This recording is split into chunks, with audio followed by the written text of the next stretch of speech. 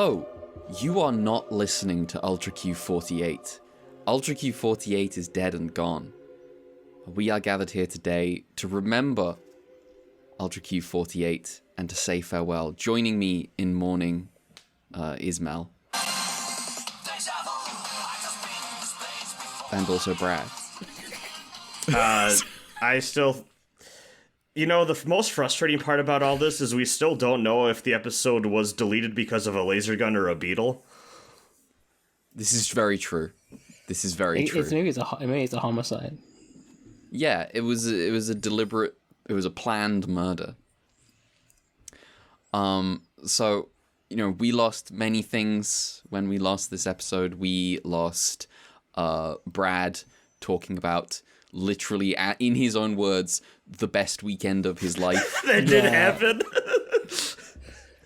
We lost my live reaction to Sidrexer coming from my mom. Yes. You need to word that differently. With hostility, I should say. Calling her out on a platform she cannot hear. Just simply allow your mom to listen to the podcast. That's never happening. No, it's absolutely not. We lost. Oh, excuse me. It's okay. I'm choked up too. Yeah. It's the effect. You know, it's people react in different ways to grief. I cough. So we're gonna rediscuss the episodes of Return of Ultraman. Exactly the same summary. So the jokes aren't gonna land anymore. Yeah. I mean, I don't know. It's been a week. I forgot.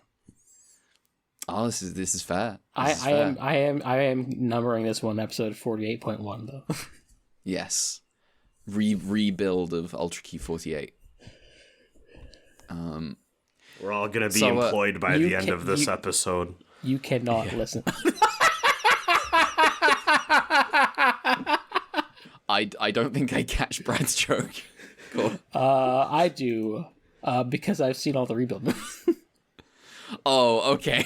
I didn't realize you haven't. Okay. No. It's an ongoing. It has become a running joke in a completely different Discord server that one guy really wants me to watch Ava 4.0 to the point that I have decided I'm never watching it. Oh, that's extremely funny. Okay. Yeah, it got heated one day. It was weird. He's really enthusiastic about me eventually watching that movie, and I keep having to point out I really didn't like the third one. I really hated that movie. I do not like 3. I'm a 2 fan, but I like 2, and I came around on 3 on rewatch. There are 3 people. Lived your truth. I simply think that the whole 2 spears thing should not have made it into a real movie in cinemas. Everything that Kaoru says in that movie, I'm like, you should not have been allowed to get away with putting this. There's a point in the movie where, back when it finally came out English subbed or whatever, or I was like, I don't know how I'm feeling about Evangelion anymore. And it's when there's a bunch of the floating Evas out in the wild, and Shinji's like, Kaoru, what are those? And Kaoru goes, failures of infinity. And then just they move on to a different scene, and I'm like, this is dumb. What are we doing here? Yeah, I think I was the person who was like, damn, I can't believe that Rebuild 3 is not just more of a remake of the show. What's up with that? Also, why'd they change the plot halfway through? And then I got more normal a decade later and rewatched 3. I was like, oh, I like that. I'm glad there's a finale, which I'll watch tomorrow. And then I watched the finale, and I was like, oh, it's okay. That's kind of how that's where I'm at with 4. That's literally where I'm at with 4. I'm like, it's okay, that ended. It's kind of whatever. Yeah, I'll never be there. Yeah, you don't need to. You can just make one up that's better. I think I liked 4 when I watched it, and I heard other people talk about it. I was like, yeah, the ending is kind of goofy. Well, there you go, everyone. This is your Brucey bonus. Yep, there we go. Anyway. We also lost my rant brief rant where I broke down and had to say out loud that I have never. I thought I had escaped Bruce Forsyth when I moved out of my family's place. I figured I never had to think about Strictly Come Dancing ever again in my life. But no, now I have to. Yeah. All right. So, what coming up? We've got 3 episodes of The Return of Ultraman. We have got what have we got? I didn't read. Oh yeah. We got the reverse school shooter. We've got the dumbest people alive investigating a murder. And we've got the return of boxing. Yes. Yeah, go to hell with this blow. Go to hell with this blow. All right. Before we get into any of that, it has officially now been 2 weeks, but it's been a week. Is there anything we want to talk about? I didn't quite finish the one thing I was going to talk about. I have literally 1 episode left that I'm going to watch right after we record this, because I've circled back to season 2 of the Eminence of Shadow. Continues to be true trash, also brilliant and fantastic and just excellent. It's the kind of anime with like boob-sized jokes, but I do not care. I do not care. It's a great anime. One of the best to ever do it in the modern isekai space. Sid's great. He sucks and he's like an idiot who doesn't know anything. And he's perfect. He like starts a secret society that he thinks is like role playing. But it's a real secret society to stop a cult that he thinks he's made up. And he exclusively employs hot anime women into his secret society, and they all wear this weird black magic goop that they can shape into whatever uniform they like. And Sid is the best. I love Sid. I would wear the slime for Sid. I would put me in Shadow Garden. I'm loyal to the end. I can worship this idiot too. Perfect, terrible boy. He keeps moving a piano around so that he can play Moonlight Sonata dramatically. That's pretty good. Yeah, it's great. He's like moves a piano to a balcony one time. It's great. That's kind of it. Oh, I finished Prince of Persia. I talked about Prince of Persia last week, but I hadn't finished it. I have finished it now. It's good. That's a good video game. Ooh. I think. Did you switch to the Farsi dub? I did not, because I was already too deep. Sorry. Well, how could you betray? I have betrayed. I have betrayed you. And I have betrayed the very idea of Persia. No, I was too deep, and it was like I can't believe this is the second time that the British have harmed the people of Iran. But anyway, the second time, just twice. Yeah, the imperialism thing is one big time. Yeah. This is I see. We can roll those together. Yeah, that's all one, and then this is the like really kind of lowball sequel. Yeah, that was good video game. I think the combat is like, I think the bosses are strange sometimes, where it's like, oh, it feels like it's too frustrating, and then that's like 2 minutes. You're 2 minutes away from beating it, and once you beat it, you're like, oh, that was really good. And I'm like, how does that happen? Because I was really annoyed 2 minutes ago. Tricky to tell whether I actually enjoy the combat or not. But in retrospect, yes, I do. And the actual like Metroidvania stuff's fun. I love the platforming is great. They've got they're very inventive with how you combine all your dashes and your double jumps and your final unlock thing. It was a good game. Buggy as fuck at the minute. I did run into a bug where I had to just reconnect my controller in order to make the game continue. But it's good. It's a good video game. That's it. That's me. I've done fucking nothing but read Muv Luv this entire week. Yeah, we lost you talking about Muv Luv last week. We did. I talked about how Frosty Faustings was a shockingly good time, despite me going into it thinking this is a smaller tournament than Combo Breaker, and then I had one of the best goddamn weekends of my life and made a shit ton of friends. But whatever.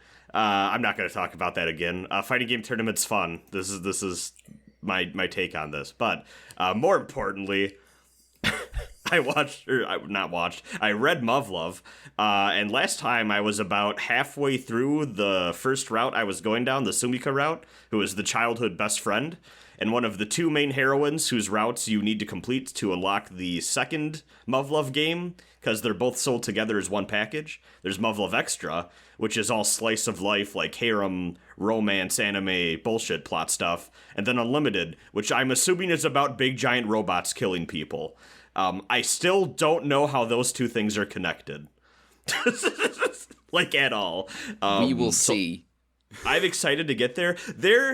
There is an extremely not normal physics teacher who keeps talking about alternate universes and fucking with time, and how thoughts can influence different realities.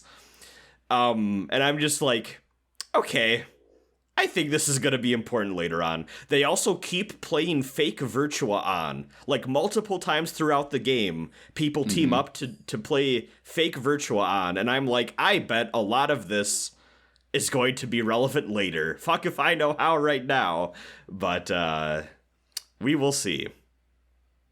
But yeah, Muv Luv is a great time. I genuinely think it's the best paced VN I've ever read. You just get into a scene and then you get out pretty quick.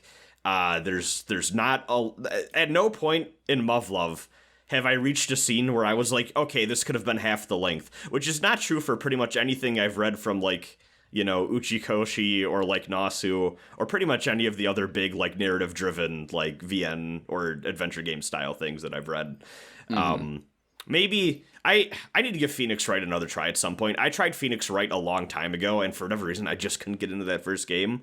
I think I might be more... I might enjoy it more now, but just something about that first one did not grab me. But the first route took a little over 15 hours. I think I have one complaint in that there is a scene or two in that game where, at least on the main girls route, Sumika, where it kind of feels like her and the protagonist soft agree that they're dating now. And it feels honestly pretty organic, and they kind of fall into this, but it feels natural because they have that childhood connection, and they're just finally agreeing I guess we can go out, and you've gone on dates and stuff already. And then the final arc of the VN happens where the protagonist overhears both her and then the other main heroine admit to each other that they are now romantic rivals and they are going to fight for the main character's affection. And then the VN kind of seems to regress and pretend that the other scenes never really happened, so that we can have the big romantic rivalry, dramatic, final, oh, who you gonna choose thing happen. And that was a little ridiculous, but overall, pretty solid VN. I actually think I went into it and I was okay, this is kind of dumb, but whatever. And I guess Extra has this reputation of oh, this is the one you need to get through to get to the real shit. I don't really know. I think Extra's fine. I think it's a fun teen romance thing.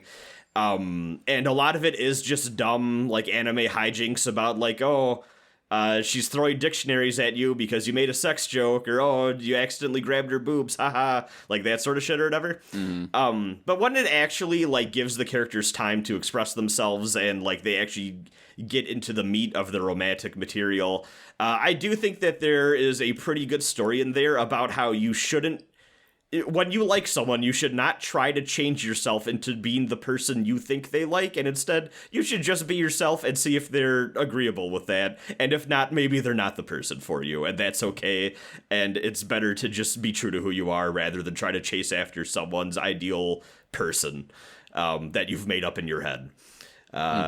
So yeah, I'm thoroughly enjoying it. It's funny because how it's structured is that there's the main two heroines and their story arcs overlap so much that when you unlock the new game plus, like, auto skip all the text I've read before thing, like, you're just skipping from scene to scene, and I'm like, I think 2/3 of the way through the overall story, and it's been about 40 minutes.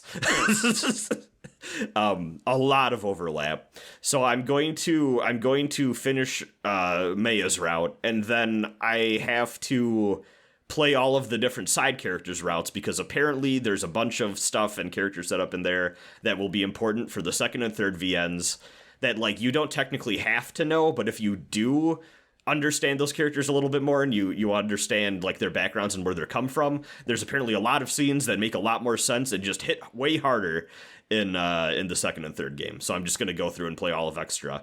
Don't listen to the people that tell you to, like, skip it or download a save or whatever, or just read a summary. It's fine. It's like maybe a little, like, dumb harem anime hijinks, which, you know, that's not even really my thing necessarily. But it won me over by the end of it. I just think it's very endearing and a solid love story. Yeah, I need to go back to it. I installed it last week when we were recording. I just haven't gone back to it. It's fun. You should read it. Yeah. I'm now curious. The only frame of reference I have for Ultraman Powered is that they make fun of it a lot in the show because there's flashback scenes where the protagonist and the love interest are, like, you know, little kids or whatever.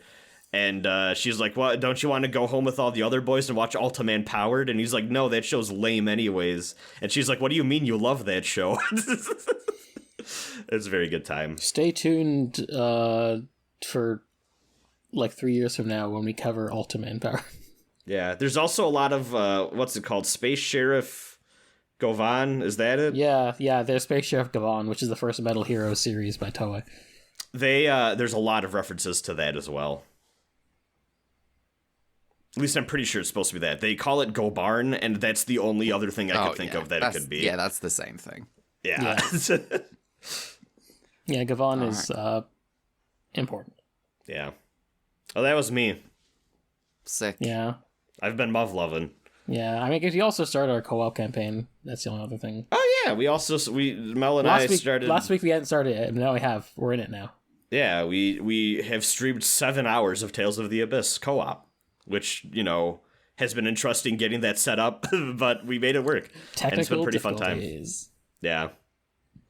My main I mentioned my main takeaway when I glanced at Tales of the Abyss while you were playing it, because I heard Koyasu and I saw the character he was playing. I was like, glasses Koyasu, alert, alert. Yeah. Very important. Jade is pretty good. That game looks cool. Like, all the cutscenes and stuff are sick. Yeah, it's like, really well. Like, all the cutscene direction's great. The moving speech bubbles is just fantastic. I just think they get a lot out of what they have. Yeah, I feel like the cutscene direction is like a cut above what I saw in Symphonia too. So that's cool. Sick. Yeah, you got a rival party. You got as I called it, O-level foreshadowing by showing all the party members in an obscure menu. Yes. Just a full list of everyone you will play as over the course of the game, including people who are not our friends right now. Oh, I see. That's funny. Yeah. I told Mel this off stream, I think, or maybe on stream, I don't remember. But I have a couple friends who are like, you know, like they're Tales fans or whatever. Abyss is, I think within my group of friends, Abyss is one of the more well liked or whatever. And I told them, like, do y'all know about the thing where in the configuration menu it just spoils the entire party? And none of them knew about it. They were like, that's amazing. Yeah, I feel like I'm the only one who was like, oh, I'll look at the menus, and I found it. I was like, oh, okay. Damn. Game's spoiling you. Yeah. Well, with the opening too. Oh, that's a classic. Yeah. Yeah, I don't count those. Nah. Like, this isn't a spoiler. This is a promise. This is a pledge. If they don't do this, you've been lied to. Yeah. Turns out they do usually do it. Yeah. Other than Tales of the Abyss, what you been up to, Mal? To be honest, not much. I haven't really had a eventful week in terms of media. I've also just been busy with other stuff. I can't even talk about the dog Precure again because I didn't watch the new episode. Damn. I still don't know what the dog doing. So there's a dog. The dog becomes the magical girl. There's also a cat. The cat's probably going to be a magical girl. Yeah. This show has supporting characters, which is nice. Yep. Shows should have those. Yeah. Yeah. The last one briefly forgot. Yeah, I forgot children usually have parents in their lives. Yes. like a lot of shows, there's a lot of stories out there where the parents are not in their lives for like narrative convenience, but usually in this genre, the parents are like normal and present in people's lives, like in most children. It's very funny that Honoka's parents in the original Precure is like completely absent, but she's got her grandmother, and probably the reason that her parents are absent is because, well, we're putting a lot of work into Nagisa having a whole family that are in like a lot of episodes of the show. Yeah, usually at least like the quote unquote pink, their parents are present in the show. I think now this is an opinion about Precure that might be unfounded. Really, it might because I haven't watched that much. I think it sucks that the pink thing has become like such an established thing that we fit Cure Black into it. She's black. She's Cure Black. I mean, they kind of go back and forth between it because like she's got like one pink frill. Yeah, she's got the pink highlights, and obviously it's not Hanukkah. It's obviously not Hanukkah. Nagisa is the Precure. Like if you had to pick between Hanukkah and Nagisa, to pick like, oh, who is Precure? Which character is Precure itself? It's like, well, Nagisa. It is a bit of a shame, especially because it's the show is supposed to be, Futaro is supposed to be like, oh, it's the two of them, and they combine they transform together.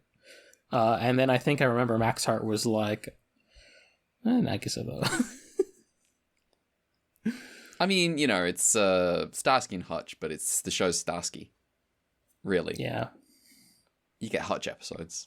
They made a big deal, like, oh, this year, the pink, for Here We Go Sky, like, oh, this year, the pink is blue. Yeah, she's a blue. Yeah. And she joins the Navy SEALs. As you do. As you do. This one, the pink's a dog. She joins the whole like she joins the CIA or whatever is like very funny to me because it's specifically like the kingdom is blue coded, and my go-to for imagining like a weird anachronistic like secret police in a fantasy setting is the blue stripes from The Witcher 2 with Vernon Roche. Oh no, not the thin blue stripe. Not the thin blue stripe. Yeah. So it's it was weird when she joined the guard, the elite guard, whatever, and they were like blue, and I was like, okay, it's the blue stripes. She's Roche. Yeah. Does she wear the weird hat that he's got? No, she does not. All right. Well. Yeah, maybe next week I'll actually have stuff, but we'll see. It's been a bit of a hectic week for me. It's been an odd week. There have been so many things that I have not chosen to talk about because I'm like, I'll do them when I'm done, and I'm not done. Yeah. Did you want to say anything about Frosty Faustings just briefly, just because we missed the entire fucking discussion last week? Yeah, the thing is, I barely remember what I talked about. I guess, like, You don't gotta repeat yourself. Just say, just talk about it. It was a fun-filled event. I met a lot of people. I do actually think that it being smaller than Combo Breaker was maybe a pro and not a con, as I had maybe been warned by people like, it's not as big of a tournament, so just, like, prepare yourself, like, mentally for that or whatever. What that actually means is you just get more time to hang out with people and chat and shit, and the vibe is a lot more casual, a lot less running around. Venue is a little bit smaller in, like, a good way, as in things aren't as spread apart. Have to go through 2 security checkpoints to get to all of the different games, though, which is a little annoying. But I mean, that's also just my to experience with the U.S. But also too, those people are not paid enough to give a shit, so they just kind of peek inside your backpack and you're like, fucking go.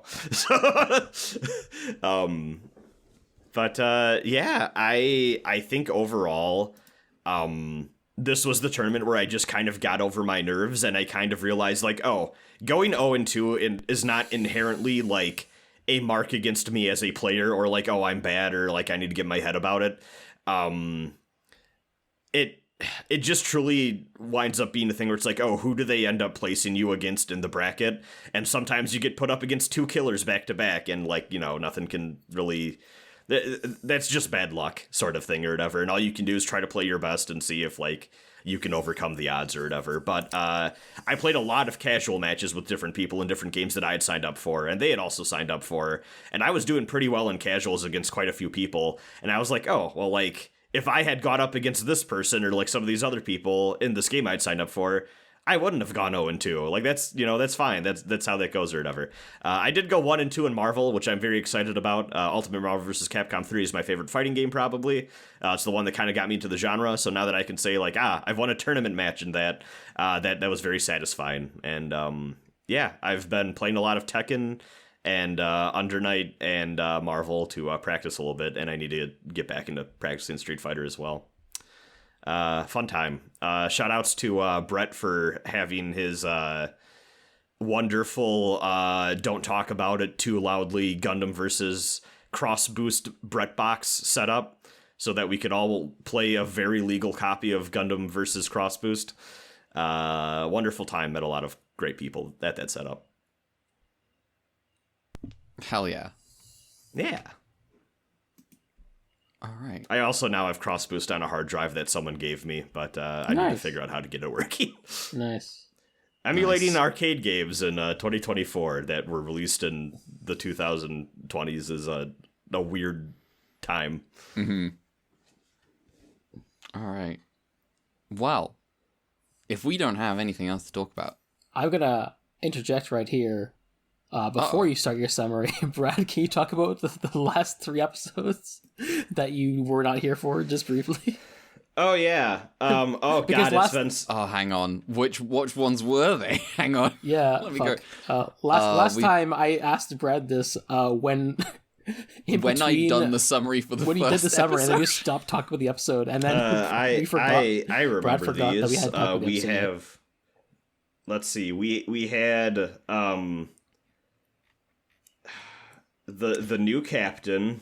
Yeah, the new captain. We had the black hole the clown. Kaiju. The clown. The clown was the new captain episode. Yeah, the black hole, the crab, and then we also had the Kaiju in the cage. War crimes. Yeah, and the evil. I don't. Me and my friends would have killed ET with hammers type shit. Yeah. And also the worst child actor. No. Yes, this is important. It's important that we again double down on that child actor was not doing a great job. I'm sorry, kid. I feel bad, but also that was a rough one. I like those episodes.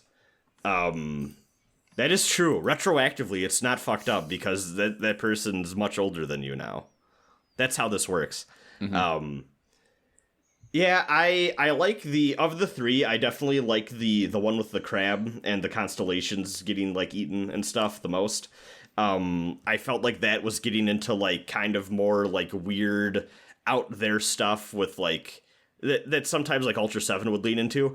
And also I remember something we talked about, or at some point we talked about in that Dead recording that I wanted to highlight, is I greatly appreciate how they apparently received the complaint from kids like, oh, there's not enough space kaiju. And not only did they take great liberty to mention like, oh, this kaiju's from space, but they're also differentiating them by making them a little more weird.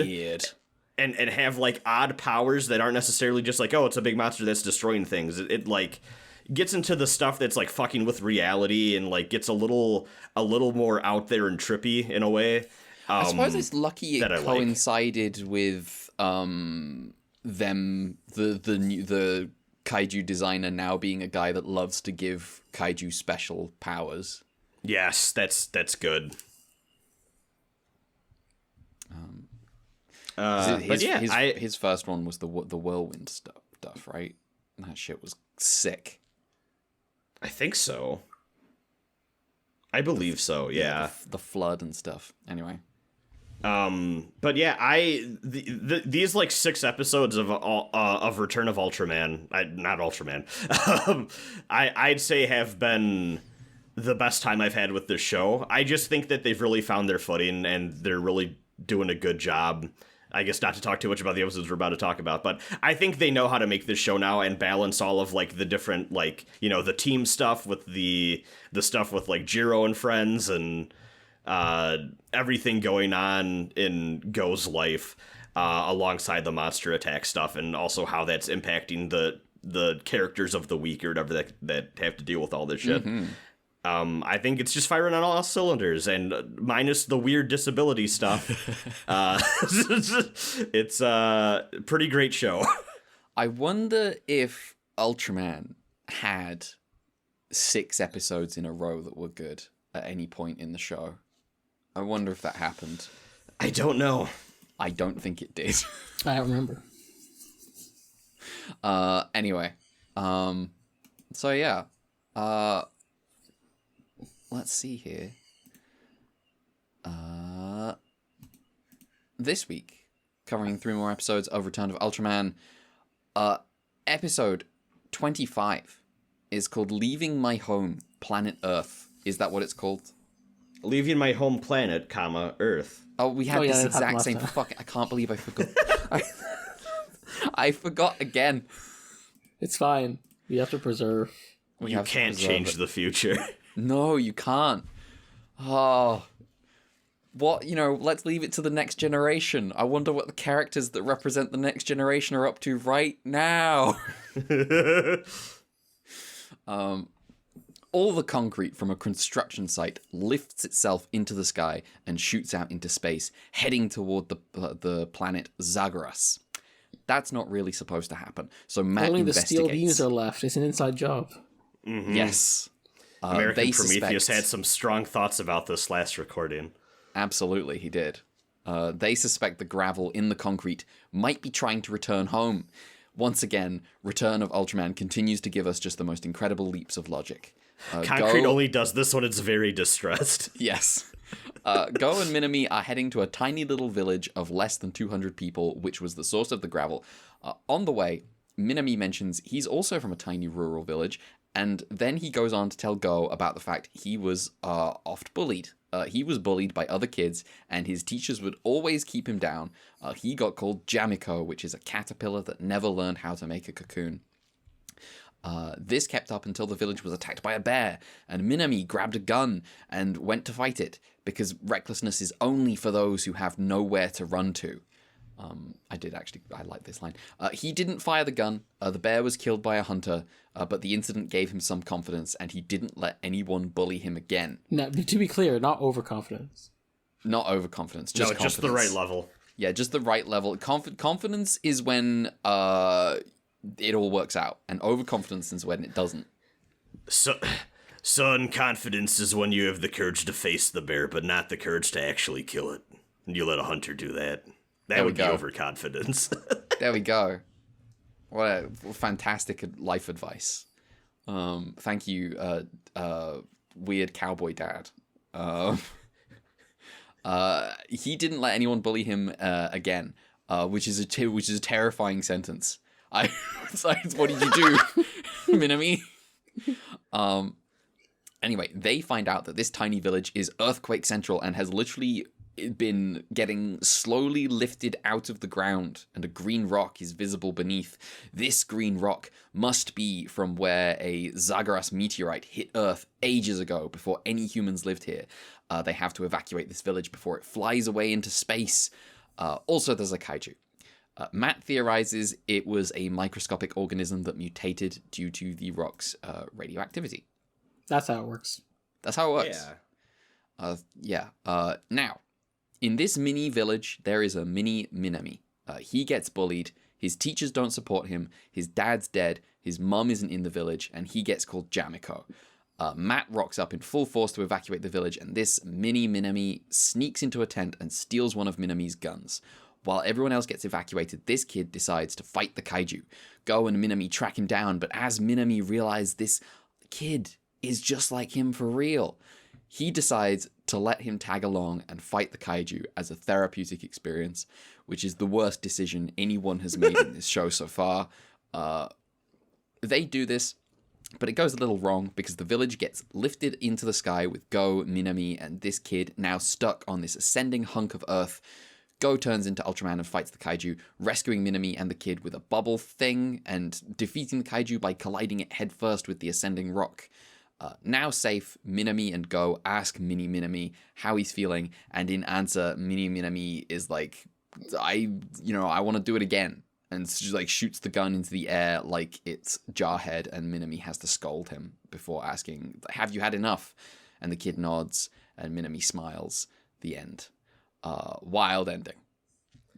I'm just imagining now, like, a fucking... Can you imagine if Tsuburaya like, we need a Jarhead style, like, science patrol team spin-off? They never see a kaiju. No.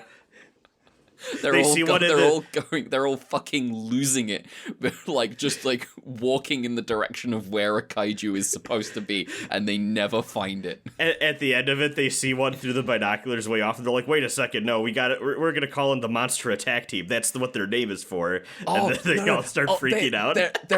They're all there, ready to deploy their plan, and Ultraman shows up and saves the day. Oh my god, you could totally make a Jarhead Ultraman.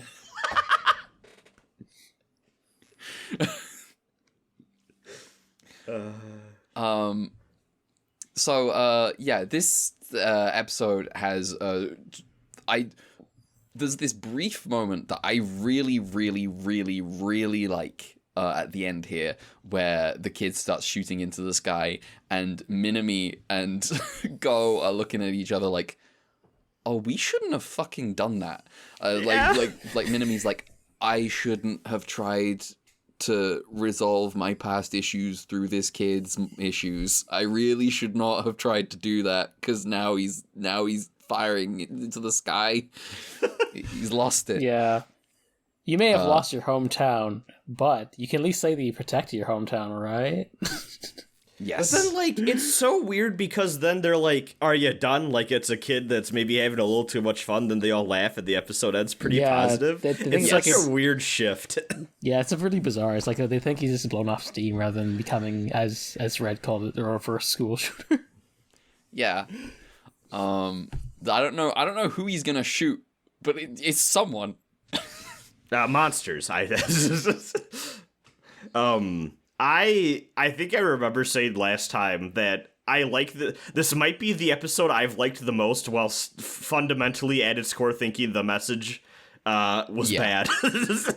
I think it's a very well put together episode, and I think that there's actually a lot interesting going on here with Minami and what he's putting this kid through. But I think the conclusion they come to on this is not the best. It's definitely strange, bizarre, and evil in the way that Ultraman can be, and I have grown to have a deep affection for. Yeah. So I mainly was like whatever on this episode, mostly because it was like Minami explains the plot of the episode, everything that's going to happen in this episode at the beginning. In the beginning, and then it happens. And it's like, that's just Oda level foreshadowing. What are you doing? Oh yeah, just like when it's like the anime opening menu. Yeah. I don't know when the Oda level foreshadowing became a running gag, but I'm. I think Twitter. I think we started tweeting stupid shit about it. It just kind of happened. That makes sense. None of us read One Piece. That's part of the joke. What's going to happen is One Piece is going to end, and then I'm going to read all of it in the ensuing week and come by and say, yeah, it's all right. And then that's it. Shoutouts to every fucking manga person in the world who's like, yeah, we're in the final arc, and then it's like, oh, this news article was released 5 years ago. I think Gundam Thunderbolt's in the same position. Stop saying things are ending. I heard that the Akagi final arc lasted 20 years. It was just one game of Mahjong. I think Oda gotta stop. Here's the thing. People keep saying, like, One Piece gets good. I bet it's the opposite. I bet it's pretty good, and then eventually it becomes interminable. I really bet that's the way around it actually is. And it's just that everyone is fucking sunk cost fallacy. Oh, this is the greatest of all time. And you're just, like, eating up mid every week, hoping that the ending is that pays everything off. It won't. Yeah. But on the other hand, like, I feel like most people, when their big shonen manga gets bad, you hear about it. This is true. Like, this is true. It's not like people were like, even when people are sunk fallacy, still go following Bleach or My Hero Academia, they're still reading it. They're just complaining about it. There's just a fundamental truth that One Piece fans are very fucking annoying. It's also true. They're so annoying that one guy made a show or a manga about a One Piece fan who is evil. And that's where the screenshot One Piece was crazy good this week comes from. That kid is an evil kid.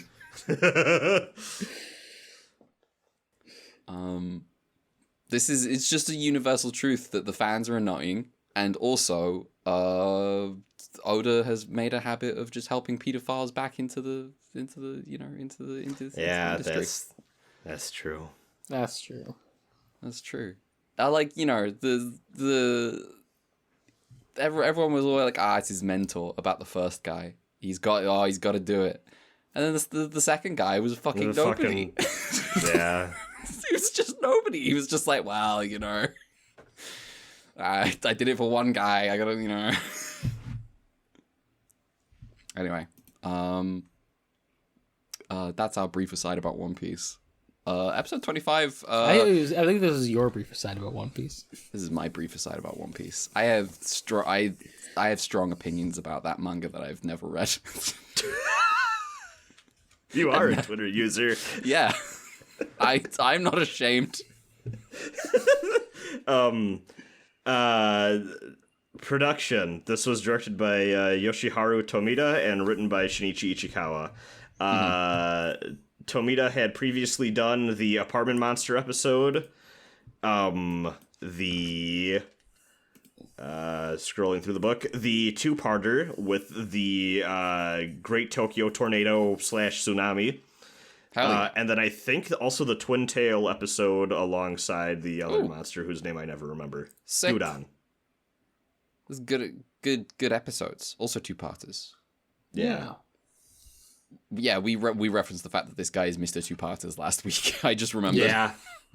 Oh yeah, also I should again clarify. You were correct in that last episode. Eizo Yamagiwa was in fact a weird cult man. Yes. The thing is, also too, I don't think I said this last time, so actually maybe it's a good thing we recorded this. That's like a paragraph in his Wikipedia, but if you go digging, you can find, and actually some of these are in English, which was helpful to me, like writings about the cult that reference him a lot. Okay. But also, yeah, it's kind of tucked away in his Wikipedia article, and then you have to kind of look. if you look at things about the cult, you'll find reference to him a lot. But if you go looking for things about him, it's kind of a footnote, which I think is very funny. And perhaps, maybe intentional. But, you know. Lol. Lamau. Oh, sorry. I have to host. I was taken out of it because I fucked this. I might cut this. I don't know if this stays in, but I just found out a Niji Sanji VTuber watched First Gundam and was thirsting for Temray. And it really took me out. Yeah, I almost watched that, but she started doing that at like 2 a.m. So I was like, I'm not staying up. Temray? Are you? Oh, Jesus. And this is not. I'm subscribed to her. This does not surprise me. It doesn't surprise me, but, you know. I'm going to go to the bathroom real quick while you talk about Niji Sanji, so bye. Okay, go to the bathroom. Yeah. Do we want to talk about Niji Sanji? I don't know if we want to do that right now. Shit went wild. Every day I look at my trending tab and there's other stuff. There's stuff going on in there, and I click on it and I see some of the most vile shit in the world. I'm like, I'm not touching this with a 10-foot pole. Yeah. Anyway. Yeah. Oh well. I need to watch Fauna's button stream. She really doesn't like pressing the button. That's because she's afraid to. I did join the stream in time to see her get the, like, would you save the world at the cost of becoming a monster shit? Oh, yes. Which I was like, oh, this is an extremely me-core question. I did not stick around to see what the result was. Now, but I was like, I'm happy that's in there. Now, to be clear, the wording, I was like, I would not press this, because I do not like the wording.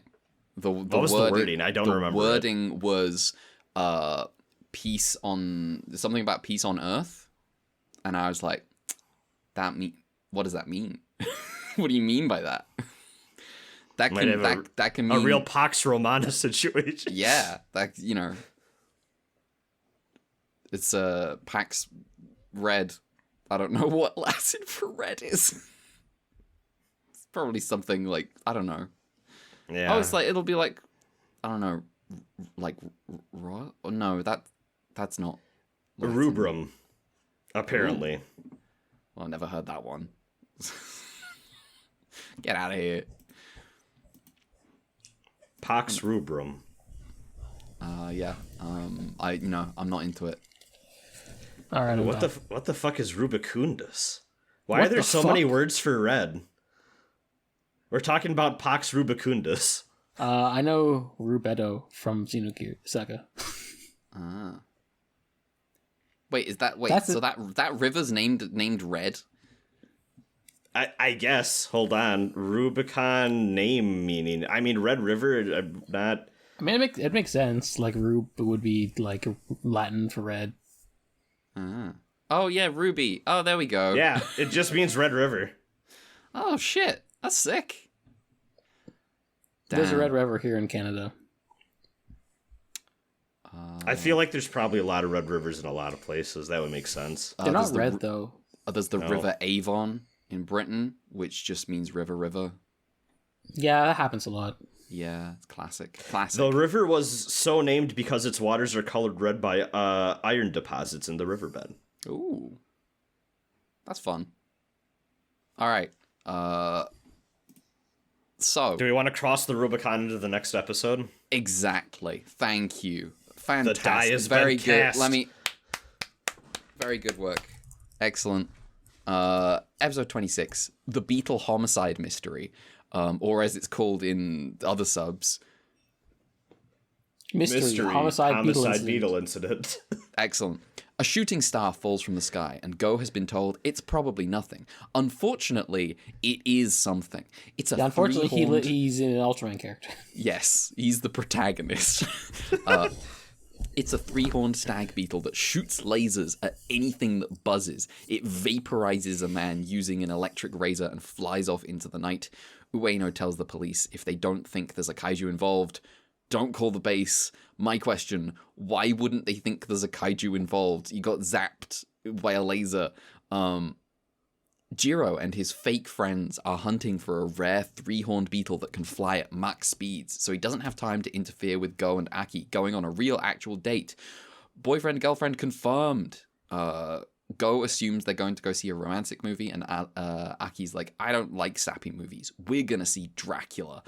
In the middle of watching this Dracula movie, Go gets a call. Go, turn off your phone. Go gets a call from Matt. The cops want help with the vaporizations. Go leaves Aki, and she's looking like kind of miserable. She's like, what the fuck? We're at the cinema. And Go heads to the scene of the new murder. Some members of the team doubt this is the work of a kaiju. But by literally seeing the beetle, they figure out what's happened. I don't know how they use this to figure out what has happened. The beetle is from space. It shoots lasers at things that buzz, in this case, the sound of a hairdryer. And it also seems to like Greek lipstick. Red, why is this relevant? Because Go gave Greek lipstick to Aki as a present, and then Jiro was really weird about it. Anyway, Aki... And Minami, technically Go got it from Minami. But yeah. Minami gave it to Go, and Go gave it to Aki, and Go does not hide the fact that Minami gave it to him. He's just like, yeah, Minami gave it to me, so I gave it to you. And so, like, he's not like, oh yeah, it's a present I got you. He's just, he's just very honest. Aki is on her way home from the cinema, gets bothered by the beetle. She stuns it and returns home. Jiro, meanwhile, finds the beetle and catches it. He returns home just in time to hear Ken on the phone to Go, talking about this killer beetle that they need to find and seize as evidence. And so Jiro walks in, says, I'm back, here's this, and then goes, I'm leaving, and walks out into his bedroom to put the beetle in a cage. And then he calls it a night. The beetle escapes the cage because it has a laser. It bothers Aki again, but the Sakuras keep an eye on the beetle until Matt can pick it up. Through testing, Matt figures out that the beetle probably has a natural predator or an enemy that makes a buzzing noise similar to the razor and hairdryer. Alright, time to Kingstron it. They put it in a box and give Go a laser. He shoots the beetle and it grows huge. It's absorbing the lasers. It's a laser-type Pokemon. Matt deploys, doesn't do much. Go dies, Ultraman returns, defeats the beetle. The day is saved.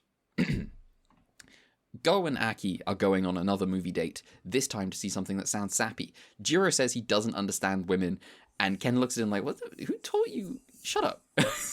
The end. So we got a murder mystery. Yeah, it's as the detective calls it, he believes this is a laser gun murder homicide, premeditated. Yeah, premeditated.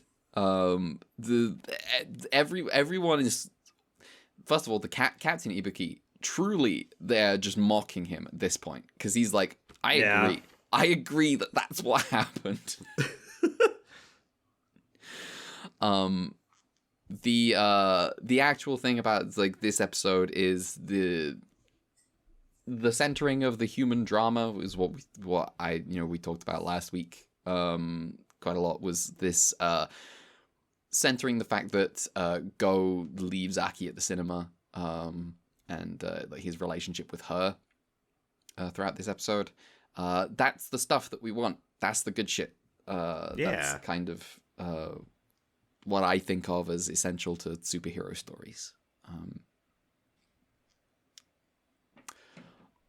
I like how we got a little bit of more of a Q and 7 vibe with like, I feel like it's been a while since we've had like this starts off feeling like a investigation show before kind of transitioning to the Ultraman stuff. And I was greatly appreciative of this return for the little murder mystery setup here.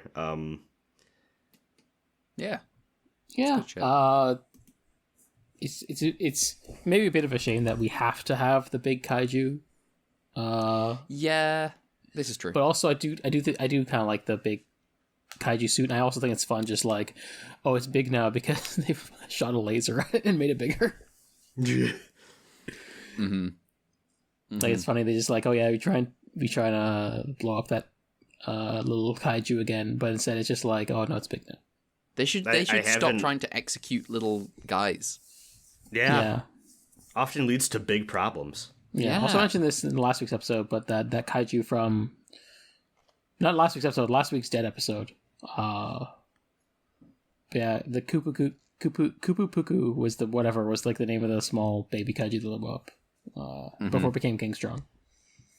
They gave it a cute name. They did give it a cute name. I remember now. Poor little guy. Might as well fucking call it the Goo Goo Gaga creature. Yeah. And then they give puts all its chunks in a pile to burn it. Yeah.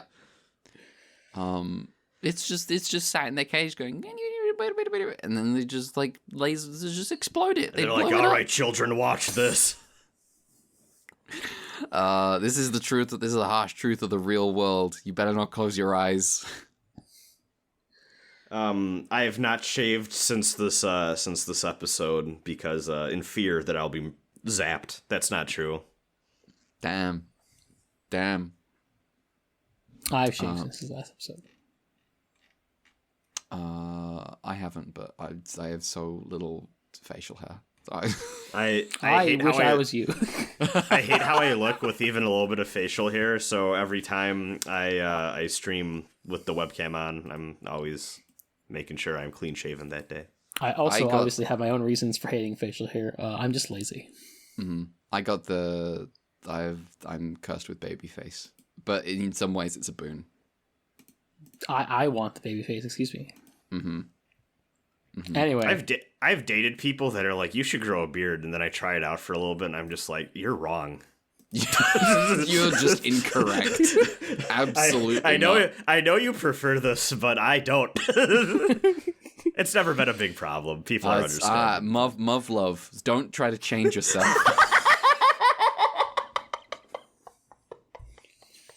You're so right. Forgot to mention, protagonist Muv Luv also voices Kira Yamato. Oh, yes. Oh, man. Does the Muv Luv boy cry? I don't think he cries, but he does say a lot of shit that's like, no, don't do that. He cries more in Higurashi.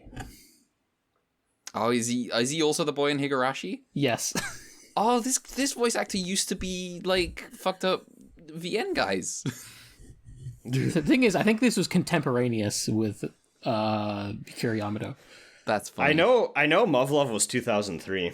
Higurashi, it was also 2003, but also I don't think it got voice acting until a bit later. Man, it sucks to be Kira Yamato because like that's you now. Unfortunately. Yeah, the thing is, like he's a pretty good voice actor. He just needs to be, given a character he can act. Yeah, he just has a character to voice. Let me find this. Was many such problems with Gundam Seed. A brief aside from Return of Ultraman to quickly check this voice actors. This is gonna be a looser episode because we have talked about these episodes already. Yeah, it's a little hard to like redo everything again. So, which is funny because I do feel like we went on a very funny tangent last recording too, just for no good reason. Oh, we went so on the spirit is still alive. We went on weird tangents last week too, but because of just being who we are instead of. Yeah.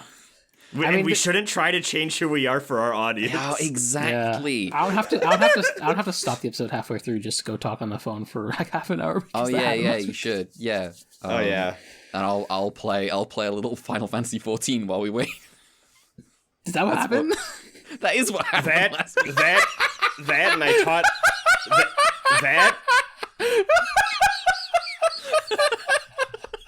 That and I taught Red about the Electric Wind Godfist. Oh, he did. Yeah. My friend Ryan also tried to teach me about that while I was playing him the other day. Nice. Did you get one out? No, I did not. Do you know the new Kazuya tech, the electric into electric? No. No, I do not. God. I don't know who I'm going to play when I eventually get Tekken 8, but it's going to be a while because of money. Just become the third Reina of this group. Are all two of you also Reina? Yeah, I'm Reina. Right now I am. You know what? It's tempting, but listen, she's cool. She's cool, and she's the one that all of the new people are playing. And guess what? I'm new. Yeah. I think it'd be funny to try and be King and just piss people off. Yeah. King's got some shit in that game. We can't talk about Tekken. I literally have no position to actually talk about Tekken. He is not Gaara. Why does this link to Gaara? Who the fuck is Yashimaru? Okay. Yeah. Let me look up Incidentally, Yashimaru. Keiichi from Higurashi also sometimes just like, hey, why are you saying that? Let's see. Oh, he's a desert. Okay. Yeah, he's a desert ninja. That's related to Gaara somehow. Okay. There are too many guys in Naruto. I've never read Naruto in my life. People just say shit happens in Naruto. I'm like, yeah, I believe you. They're So Pokemon. true. They have elemental types. You're an elemental sick. You're an element sicko now. Apparently, Yeah, actually. I mean, this has been revealed. Like I knew it in my heart because of my upbringing on Pokemon and Bionicle. But yeah, it is revealed in our Tail stream. That's what I am. Sasuke's a dual type.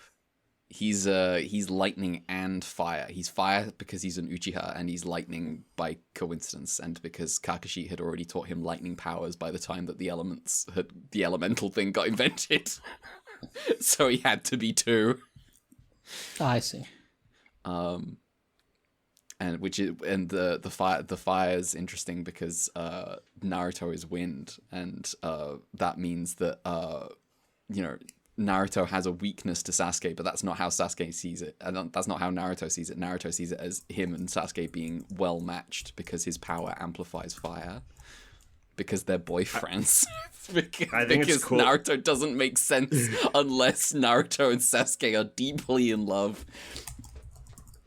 I think it's cool when your element is puppet. Yes. No, that's not.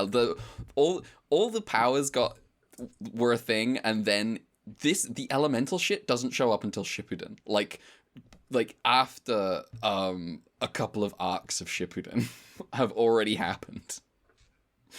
God, Naruto's so fucking stupid. The reason they invent the elements in the arc that they do because there's a guy that's all 5 because he's a zombie. He's a 5 life zombie. He's a 5 life cat guy, and he's made of wires. And each life has its own element. Each life has its own element. Yeah, he's this is just like the final boss of Persona 3. I was about to say they made a fucking SMT boss. Yes, absolutely. The Arcanas, the means by which all is revealed. Kakashi has a really cool fight with him, and then Naruto shows up and saves the day. The wow, I wouldn't have predicted that. The running theme of Naruto: Kakashi has a really cool fight, and then Naruto saves the day.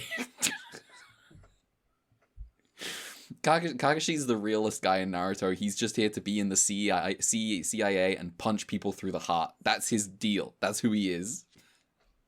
Does he say "go to hell with this blow" when he does? Oh, he probably does.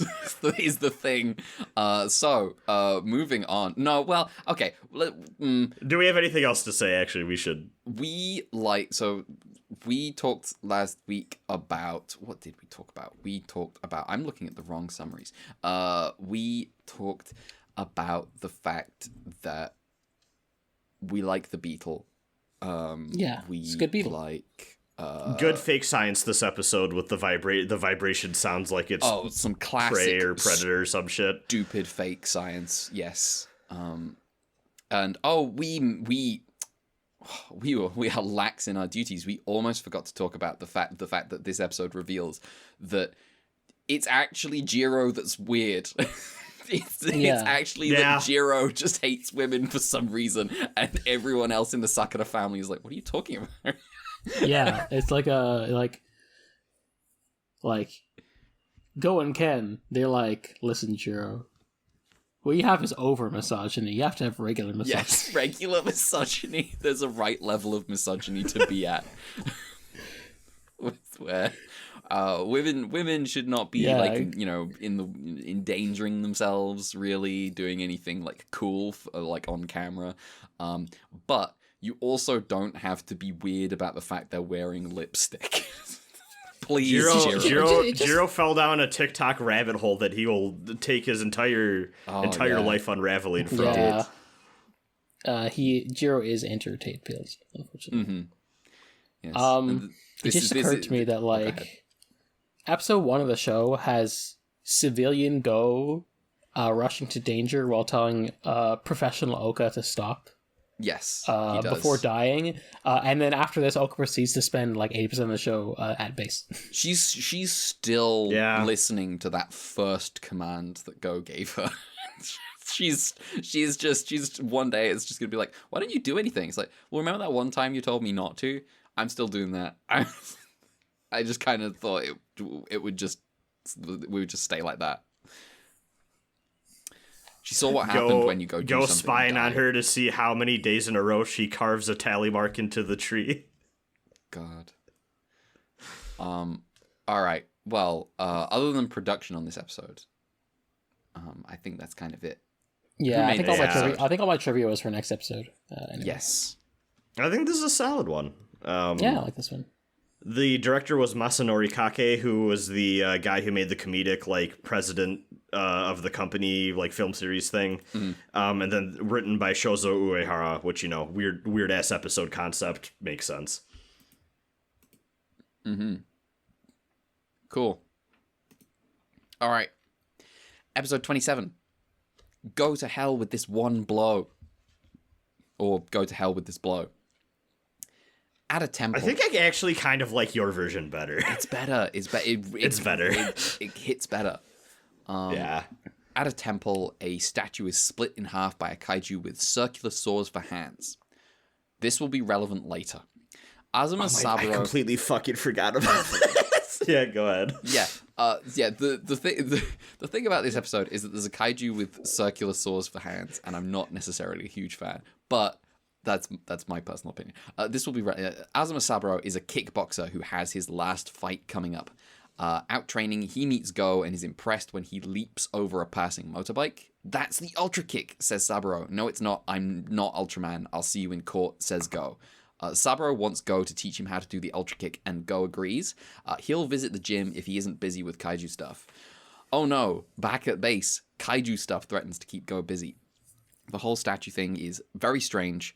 Goes like, it could be a natural phenomenon, like an air pocket or something. And everyone buys this for some reason, so Go is free to go to the gym. Look forward to the first episode from next week, by the way. Oh, hell yeah. At the gym, Go fights Kick Demon Sawamura, who we found, he's a real guy. We'll get into it. Anyway, Go gets his ass kicked, and Saburo's like, why didn't you use the Ultra Kick? And Go just says, I was too busy admiring his moves. I forgot. Then the two go training and do some truly just fucking Looney Tunes shit where one of them is standing on one end of a seesaw and the other one is jumping onto the other end to throw Saburo into the air.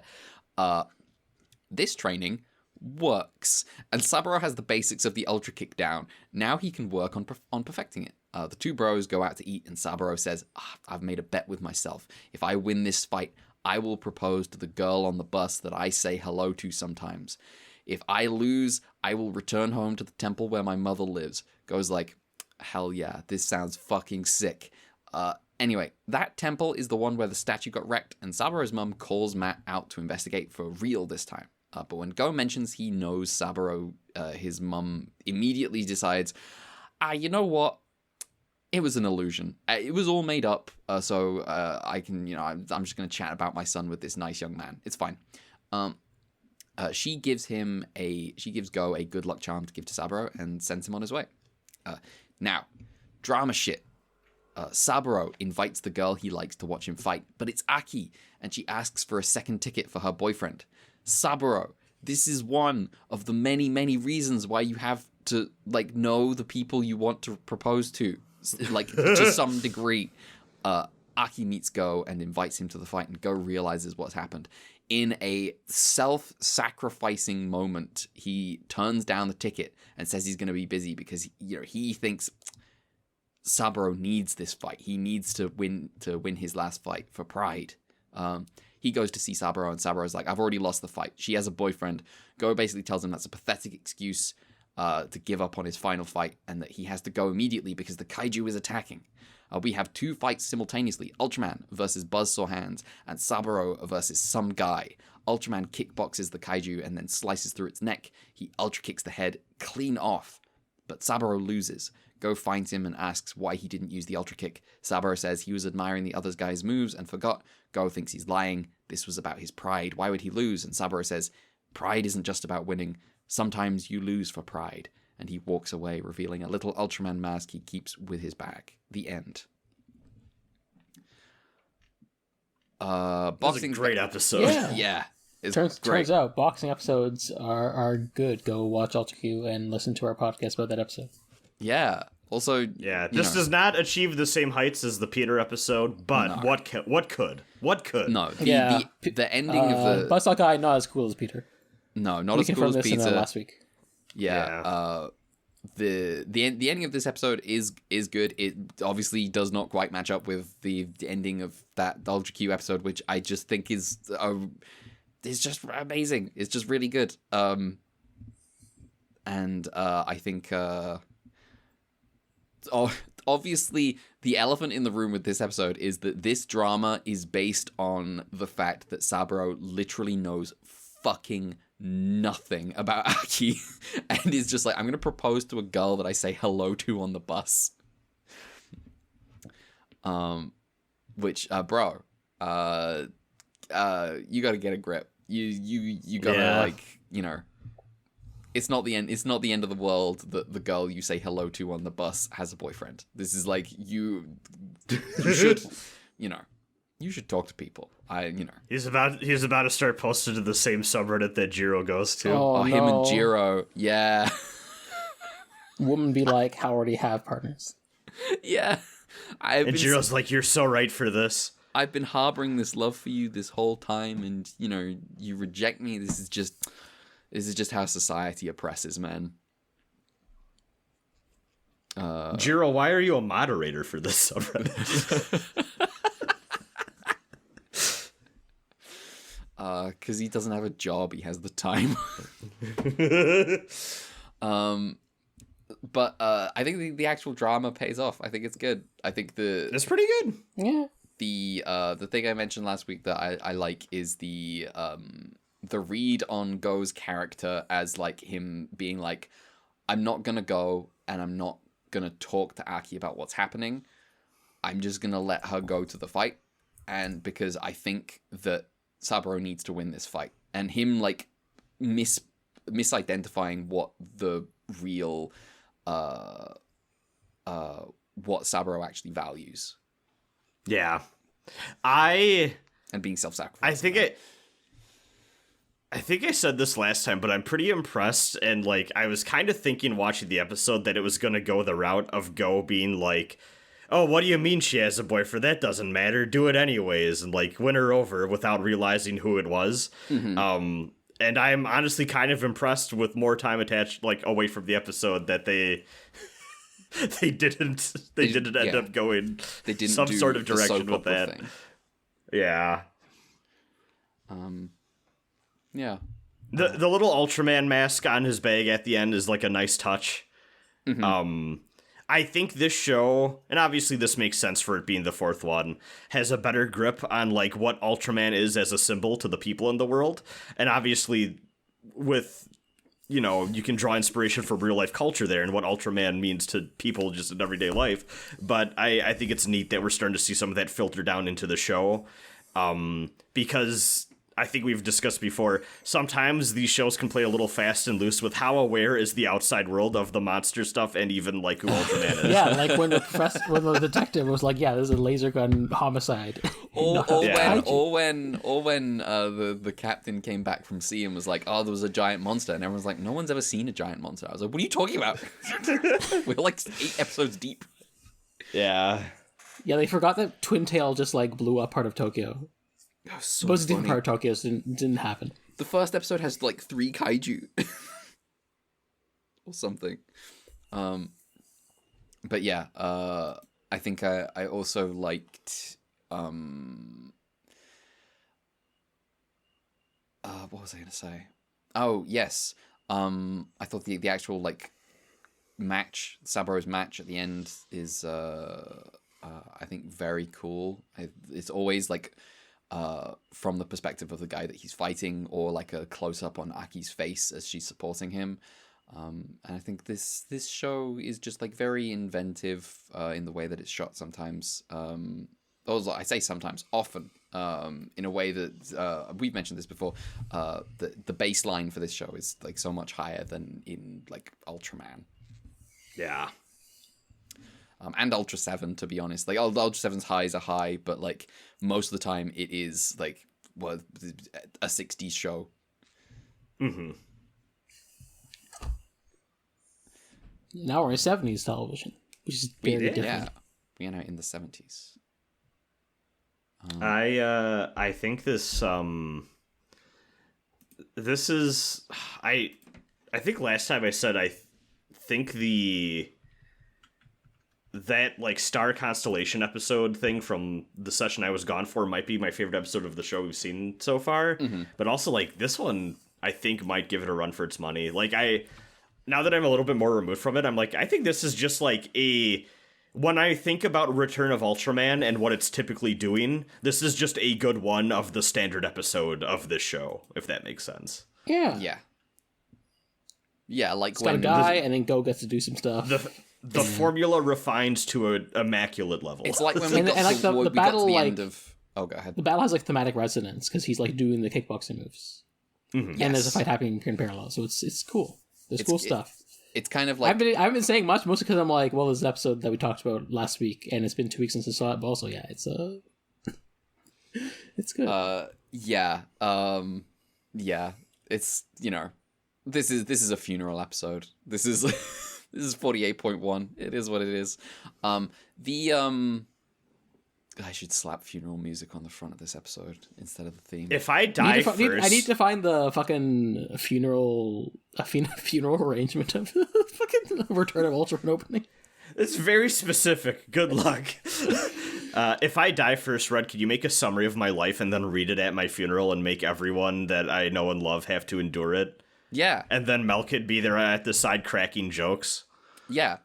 I'll make sure someone at the funeral can play Schumann, and then they'll stop playing. Yeah. They have to stop playing every time Mel has a joke to make. Yeah. Schumann may come up again. Yes, it does. In a fucking cheap way. Yeah. In the way that this is kind of like refined Return of Ultraman, that's kind of... This happened towards the end of Ultraseven for me and Brad, less so for Mel. Mel thought it was just like an alright episode, but in the finale episode there was that first episode that was the swapped block of flats, of apartments. The Karno Kyokai. Yes, the Karno Kyokai origin episode, where me and Brad was just like, oh, this is one of the sickest Ultraseven episode, and Mel's like, what the fuck? Yeah, I forgot about that. It was in the finale, and it's kind of like compared to the actual finale. Yes. Yeah. I just remember thinking, yeah, the episode was okay, I guess, and you guys were like, oh, this is so cool, and then we talked about the finale and just forgot about it. Mm-hmm. Man, that finale though. Watch Ultraseven if you haven't. Do I assume we talk like we just assume people have, but you know, do that. Yeah, we have on like I have just based on information, I know at least one person didn't catch up the podcast and just started with a Return of Ultraman feed. All nice. So, you know, people have taste. They, you know, it's all good. To you, the person listening right now, I'm sorry, we sound unhinged. I bet. Yeah. Without they may have already, like, who knows, they could have already have watched those shows. It's just, you know, sometimes you just catch up to the current season and then maybe go through the backlog. True. Yeah, it's just we have so many inside jokes that we probably sound ridiculous. Yeah. The shape in my mind of the arc towards Ide and Jun fist fighting on top of a kaiju is so clear to me, and two characters which have never interacted in any media. Absolutely. That we know of. Absolutely. No, I do not mean Gento's kid. Ide should beat up Gento's kid for the crime of wanting to spend time with his dad. Sadako's like, Gento, your kid got beat up by an adult, and Gento's like, a what? While he and Blazer are the disco. Yes. I've mischaracterized Ide in this brief joke. He would not be beat. He'd be telling the kid, you know, your dad has abandoned you for Ultraman. Making joke mode. Ide in the corner of the bar with a bunch of alcohol nearby, taking a sip, and he just says, "Let me tell you about the bravest warrior I ever knew." The dream sequence flash to Pigmon. Hell yeah. Hell yeah. He's like, you know, Ultraman could have saved him, but he didn't. We'll get back to that later too. He's testing us. Okay. Are we kind of done talking about this episode? Do we got production? I should get the trivia out of the way. Oh, trivia. Yes. Yeah, so... First of all, Tadashi Sawamura was a guest star. He was a real athlete, a real kickboxer. Mm-hmm. Kickboxing was big at the time. I think we saw that, this is around the time Ashita no Joe, Tomorrow's Joe... me referencing the current Twitter discourse, apparently. That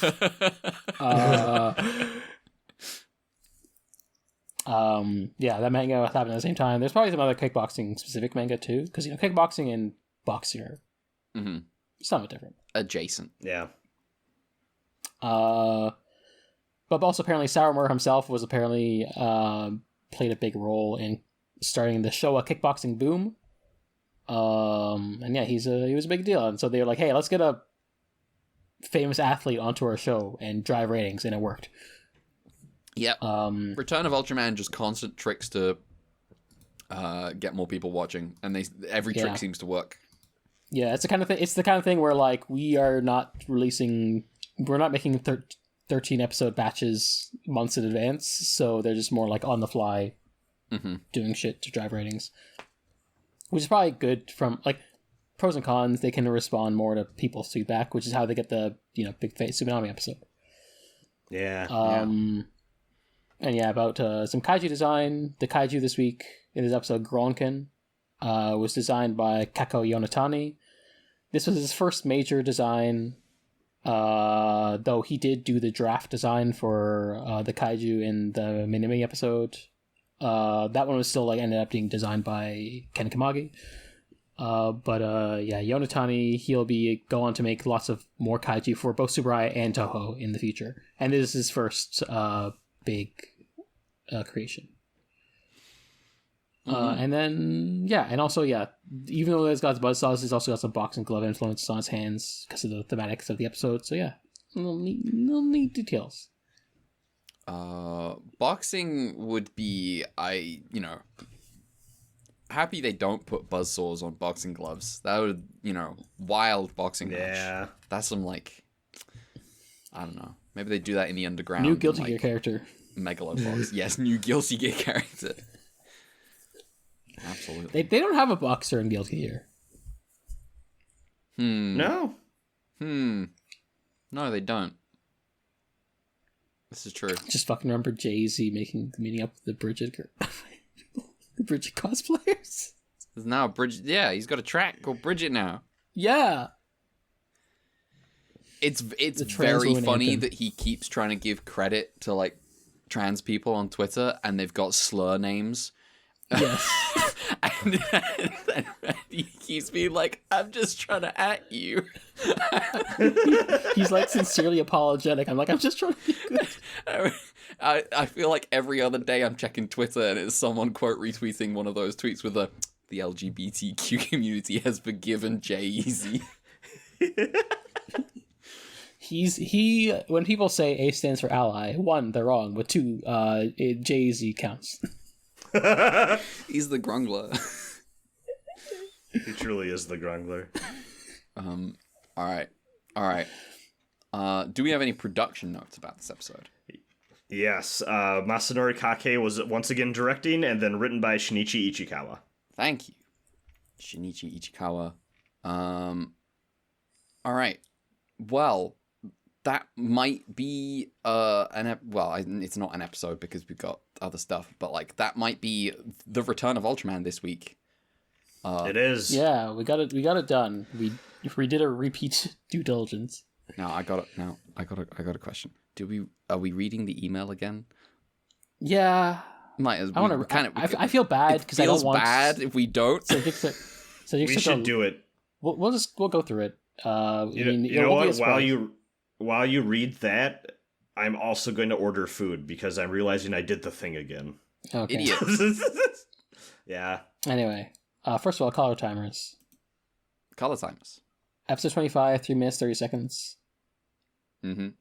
Episode 26, 2 minutes 28 seconds. Yay, we got episode one under. Episode 27, 4 minutes 34 seconds. Failure. Nice. Terrible. Yeah. Atrocious showing. Yeah. Over 4 minutes. Let's go. Anyway, so Drixer's email from last week that is now this week. A slow week, no. Unfortunate that it was a slower week because you had to do it over again. He's like, okay, yeah, there's not a whole lot for me to say that's actually interesting until the 30s run. With this batch, most of the things to say is that with the Beetle, or whatever the title was in episode 26, that is, this shows up in every stage show. Yes, and I was mad because I was briefly very happy to learn that the Beetle is in every stage show, and then I find out the Beetle is not in every stage show. The Kaiju of the Beetle is in every stage show, and I was like, they should they should have the laser murder Beetle in every stage show. You don't even have to puppeteer it, or you can just play a buzzing sound and have all your actors react as though there's a Beetle. What they should do is that if someone's cell phone goes off or vibrates during the stage show, they have the Beetle fly out and kill that audience member. They should do that. It should kill them for real. Yes. Listen, if your phone goes off in a theater. Drixer expresses Del Candle's levels of annoyance in that specific words at the Kaiju Beetle show all the time. Yeah. In terms of next week, as in actually next week, this time for real, they say they have a feeling that Brad's, aka Raisin Bread, they constantly call him, will have a field day with the writer for the next episode, which he found out in the middle of last week's episode, and we'll find out next week. Yeah. You've watched that episode, Mel. I have watched that episode. Do you think you know who it is based off of the episode? I'm curious. No, I'm so fucking bad with this. Nice. Literally, just Soji's the only one I can go. Oh yeah, that guy. And then if it's a director, I can tell if it's Soji. If it's a writer, I can probably tell that it's like, Kinjo. My god, Kinjo. Oh my god, it feels so. I mean, who's to say if it's even someone from the Ultra series previous? I'm just saying. The last time it was Honda. And like maybe I can kind of sense it's Shoujo Horror episode, but I'm really bad with like the telling the staff, which I kind of feel bad about because I feel like I should be better at this, but like I don't internalize it as much. Which is why you should do that sweatshirt. Yeah. There's a lot of variety to Uehara is the thing. Yeah. I still think Ichikawa will always be the guy where it's like, what a roller coaster of of episodes. But also, it's really funny that Tetsuo Kinjo is the guy that I once said, "Oh, this is our guy," and then you revealed he made the Fury of the South. He wrote the Fury of the South Seas. Yes, that's true. I forgot. He wrote the Fury of the South Seas. The episode kind of feels out of character for him in reflection. It does. Yeah, it's wild. This is, not everyone's perfect. Is a lesson here. Not everyone's perfect. Absolutely. Yeah. Ooh. Yeah, I feel like I'd like to get better at like recognizing the stuff. Like one of our listeners, messaged me, is like, "Yeah, I gotten pretty good at like guessing who's directed or wrote an episode." I'm like, "Well, I haven't." I will say I feel like I'm developing sort of a feeling for it. Mostly, you know what? That's a lie. I feel like the two that stand out for me were, like, Jisoji, I could tell, like, okay, is the... Jisoji is easy mode. Like, it's not actually... It doesn't really count, in a way. It is extremely easy to see, like, okay, Jisoji touched this one. And also, I feel like I'm starting to get a pretty good knack for, like, okay, this one's just fucking weird. Uehara, yeah. Yeah. It is very funny that every time there's a Jisoji-directed episode, I get to a certain point in the episode, I pause, take a screenshot of what I'm seeing, post it on Twitter, and just be like, the king has returned. Yes. Yeah. Yeah. Hopefully one day I can get a little bit better. But yeah, I just, like... I know the names, more or less, but just, like, I don't connect them to the episodes themselves a lot of times, unless it's, like, certain ones. Like, you know, I know Hajime is the explosion guy. I know Kinjo is the colonialism guy. You know, it's just like some things click, but also I could not tell you what Nonagase does. I know the name, but I don't know what his style is. If there's a beheading, it's him. Oh. If it's boring, then suddenly there is a beheading, it's him. Yes. I did actually. That's true. I think it was the last Nonagase episode. The monster gets fucking cut up at the end. I'm like, oh, it was a Nonagase one, and I was super right. Yeah. All right. I need to finish the rest of the email, which is the part where Suzuki goes on a rant about why mom has bad taste. Yes. The user rest of the email is called Mel's Mom. Why Midsummer Murders? Those shows have never made sense. Like, why the hell does anyone still live in Midsummer? The amount of fatalities occur in that one small town is unreal. It's all set. Like, just go somewhere else. It's all set in Berkshire, where everyone fucking hates each other. That's just true. It's just the countryside in the south of England. Midsummer Murders is a documentary, practically. Oh yeah, we've missed out on both Columbo talk and Red lore because we missed that episode. Yeah. Yes. I briefly went. I used the word briefly again, as though bankruptcy is brief. My family went. My family went bankrupt, and my dad had to go back into programming, and we briefly. It was not brief, it was like 5 years, lived in the countryside in the south of England, and that was the worst period of my life. But yes, that's... Yeah, and then the part where Sajixar says, this same with shows like Death in Paradise, like Holiday Somewhere Else, and then I'm like, this is the part where I reveal that my mom also likes Death in Paradise. Yeah. I was... It's very funny. I did not think it was possible to be in Canada and watching Death in Paradise. I was like, how did that make that over? Yeah, my mom, like, just like, you know, for whatever reason, British maybe some of like British murder mysteries are available to her, and she really liked them, and so she just like honed in on that, like the way anime people or mecha people watch mecha. Has she ever watched Morse? Yes, she likes Morse. Oh, hell yeah. I'm now imagining, like, a fucking, like... She likes Luther as well, I think, but I think she's, like... Oh, Luther's... It's also, like, harder for her. That's Idris Elba, yeah. She likes it, but also it's like, heavy. That's much more serious. Not the same thing, but I remember when I was a kid, she really liked the show called Heartbeat. Oh, my mum loves Heartbeat. Oh, I watched so much Heartbeat as a kid. God, that's hilarious. It's so funny how my mom's... What the fuck? I feel like I'm really feeling... Now, this is nothing because this is a group of 3 people, but, like, my version of all of this was, like, me and my older sister babysitting me, and we'd always have Unsolved Mysteries on, or my mom constantly watching Forensic Files, and, like, we'd watch America, or I guess technically this would be only America's Most Wanted. Oh my god.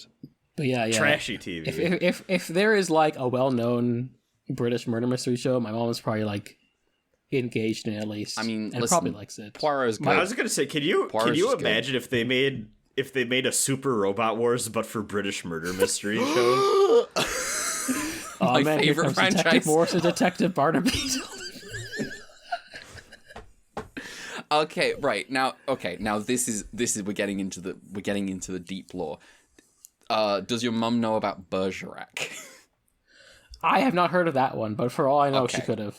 Okay, Bergerac is a mystery show that stars the guy that is Detective Barnaby in Midsummer Murders, but he's Okay. it's from years before. God damn. All right. We got. I'm glad we unearthed new shit this time. We got into it last time. I did. Yeah. It's like when Heartbeat. yeah. I almost mentioned that last time. I forgot to. So I got to this time at least. Holy shit! Making up for having to redo things, just like when I lost the. I do. Can I say? reaction. I actually think this episode probably turned out better than last episode did. Maybe. I think we had more. Okay. How long is the heartbeat theme? Can I use it for the end of this episode? Well, you can't because you have to use the Let's Go 7. Well, Actually, that's good anyway because the heartbeat theme is only like 30 seconds long. You can use it as a transition or something. No, I'm not doing it. All right, we can move on to the final two things. The bonuses. Bonuses for this week. Let's get the thing we already watched out of the way, and then we can do the live reaction. Yeah, so we watched a little. Yeah. There was a little bonus thing. We've been kicking this around for a while. This little like 6-minute Ultraseven short that got made for the 55th anniversary. The plan was if this finished before we finished Ultraseven, we would have watched it along the finale. And but they just didn't like make a month more. later. Yeah. Kind of, yeah. It was kind of unclear when it came out if there was going to be more, and I think I found more info on the wiki that helps explain that. But in the end, we just kind of figured, well, this is the most we're going to get, probably. Yeah. And if there is more, we'll get back to it if we want to. And it feels like we were just doing in the middle of the season, but we might as well just get out of the way. Yeah, might as well. So,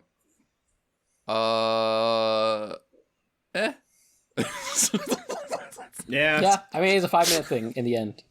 See, that's my thing. I don't actually think it's that weird to do this in the middle of the season, because I frankly think it was fucking nothing. Right. The one thing is, on the one hand, it was nothing. On the other hand, it was a compilation of just as many references to things I like in as short a time as possible in a way that made me go, shut up, stop it. Yeah. Yeah. They used Come On 7, and I was like, oh, Come On 7, and I was like, oh, for God's sake, okay, come on. It's definitely, in hindsight after watching, I'm like, yeah, the way it's pandering, it's obviously a self-contained thing and not actually doing more. Yeah, the best thing about it is the way that the actor playing Anne ran. She was trying to do like an Anne run, I think, and it was just very like fake girly run, and I was like, "What is you doing?" You know when people make fun of like MMORPGs, how when you pick like the female version of like a race, they're like, "Look at how ridiculous they made the walk cycle." I immediately thought of that. It's so exaggerated. So what happens in this short is Moroboshi Dan gets transported into... I have one question about this that needs to be answered. Moroboshi Dan gets transported into the future of 2023 through a dark zone, but he's been... The dark zone was created by a Pegassan who wanted to save Pegasa City and figured if Ultraman was out of the... Ultraseven was out of the... No, it's returned. The return of Ultraman 7. Fuck. If Ultraseven was out of the picture, then Pegasa City would be saved. Because that's absolutely what happened in that episode. And he finds out, no, wait, that's not what happened in this episode. That is not what happened in that episode. What happened is they got fucking nuked. Yeah, and then he's like, oh, well, damn, I guess Earth just got fucked after that anyway, huh? Yeah. And now Anne is in in this Earth, but in an alternate dimension that's collapsing, and so they're doing like the mirror shit reflections. Yeah, okay, of the can world. I say, I described this to Mel when you were gone before we started recording Red. This feels like the secret ending you get after beating the bonus boss in a Kingdom Hearts. With how this is shot. Like, it's that same vibe. And they can't put the camera on Dan and Anne's face very often because they're not real. Yeah, we'll get to that. They're talking. I'll read the Wikipedia page because the Japanese the Ultraman wiki page. I'll read that and then we'll get some more info. And there's Dan gets his hand bandaged up by an old guy that I'm like, is that the real Dan? Is that him? Is that the actor? Yes. Okay, cool. I'm glad I called that. And that's kind of it. Dan goes to rescue Anne and like reaches out his hand, and then the episode kind of. There's like they play the Come On 7 while a kid is like walking around, and then looks out the window and goes, oh, 7, and then they play the opening, the spinning logo stuff, and then that's the end of the short.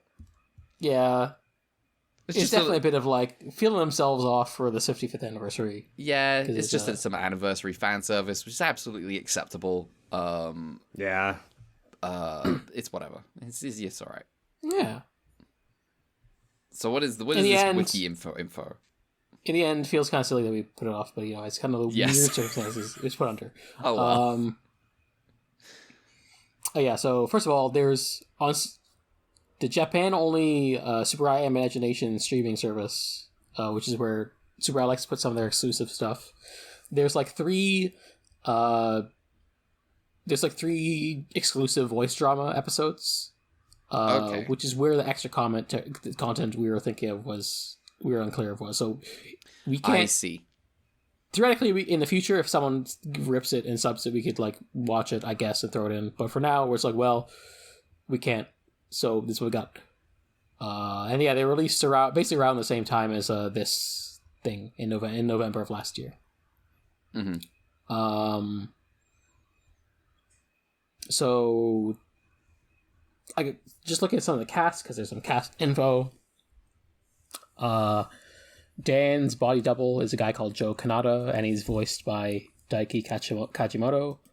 Okay. And has a body double, Makiko Toda, voiced by Yu Nikaido. And then, of course, they use some CGI shit to like make them look like the characters from the 60s, which is a bit weird. They Rogue One'd it. Yeah, they absolutely Rogue One'd it. Feel weird about it, but also if it's only for this one weird 5-minute thing, it's fine, whatever. Questionable, but not evil. Then also we have Jiro Satsuma, the one cave guy who Dan stole his appearance from, played by Koji Morisugu, aka the actor for Dan himself. So he's in this.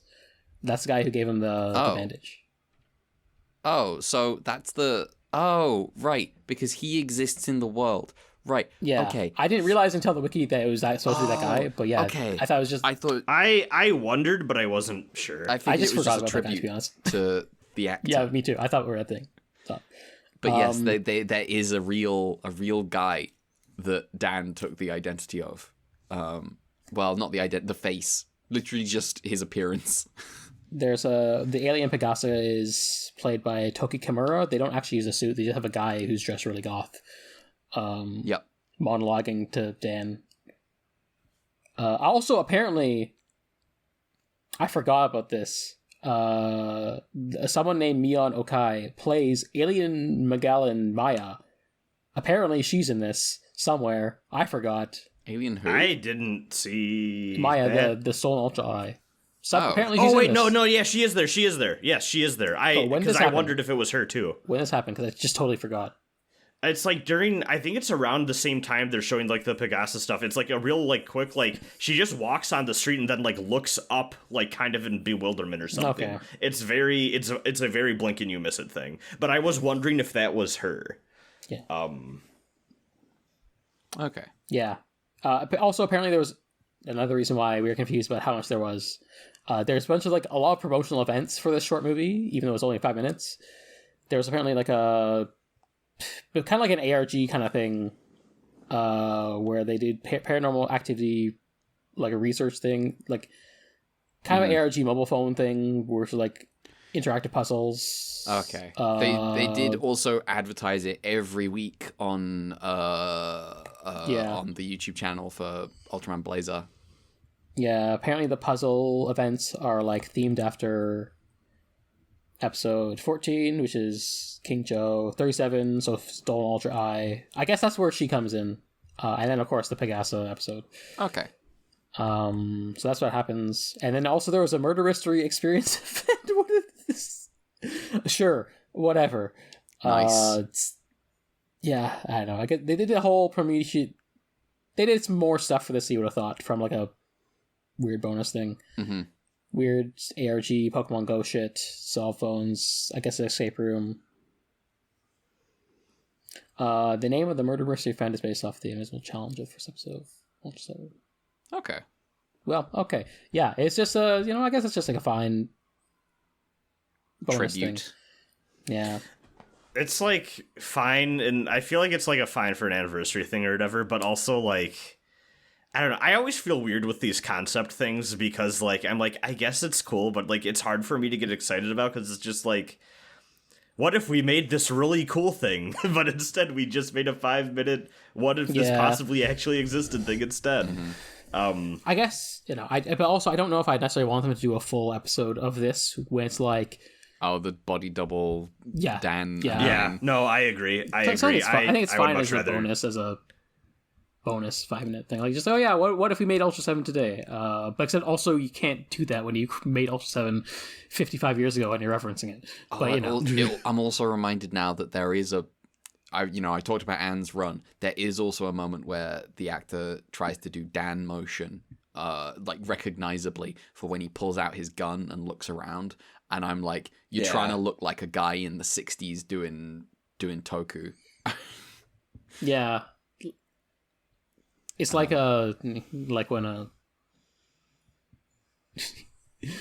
when Rebuild 4, when they just try and do Toku shit at the climax. Is that what happens in Rebuild? Maybe I should watch Rebuild 4. You may as well just rip the Band-Aid off, but also just don't tell the person in the Discord server. No, the thing is, it's not ripping the Band-Aid off, because it's nearly 3 hours long. It's a really big Band-Aid. It's a really big Band-Aid. Alright. Well, I think that's the Ultra 7 thing. Yeah, I guess there wasn't much to say about it. It's a bonus Ultra 7 thing. There's other... Oh, yeah, go ahead. Oh, I was just gonna say, if there's other, short bonus stuff, we can always just do this other weeks. Just throw that in in the future. Okay, so a while ago we watched Ultra Fight for a. Can we pause for 1 minute because the guy with my food is 1 minute I away. thought I heard something. Can't be tricky to find. So I'll be right back. Heartbeat, why do you miss when my baby kisses me?